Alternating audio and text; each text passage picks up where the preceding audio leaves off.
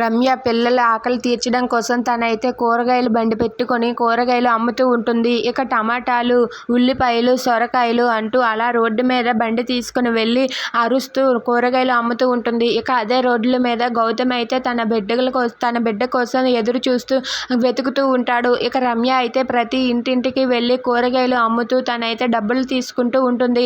అలా రమ్య అయితే డబ్బులు సంపాదించి తన బిడ్డల్ని పెంచాలని అనుకుంటూ ఉంటుంది. ఇక రమ్య అయితే కూరగాయలు, సొరకాయలు అనుకుంటూ అలా రోడ్డు మీద అమ్ముకుంటూ వెళ్తూ ఉంటుంది. ఇక అదే రోడ్లో గౌతమ్ అయితే వేరొకరిని కలిసి వాళ్ళ బిడ్డ కోసం అడుగుతూ ఉంటాడు. ఇలా ఒక ఆవిడ దగ్గర 2 పిల్లలు ఉంటారు. అందులో ఒక పిల్ల నా పిల్ల మల్లిక. ఆ పాపను మీరు ఎక్కడైనా చూసారా? పాప ఎక్కడైనా కనిపిస్తే నాకు కొంచెం చెప్తారా అంటూ అక్కడ ఉన్న గౌతమ్ అయితే వచ్చిన ప్రతి ఒక్కరితో అలా మాట్లాడుతూ ఉంటాడు.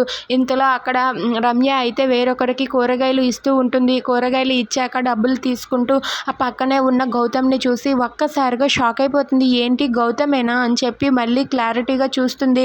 చూసేసరికి అక్కడ ఉన్న గౌతమ్ని చూసి అమ్మో గౌతమే ఇప్పుడు నన్ను ఇక్కడ ఇలా చూశాడంటే ఏం చేస్తాడో ఏంటో అని చెప్పి తను కంగారు పడుతూ ఉంటుంది. ఇక రమ్య అయితే చాటుగా చూస్తూ ఉంటే గౌతమ్ కూడా అక్కడ ఉన్న రమ్యని చూసేస్తాడు. చూసేసరికి చాలా సీరియస్ అవుతూ ఉంటాడు. అది చూసి రమ్య ఒక్కసారిగా షాక్ అయిపోతుంది.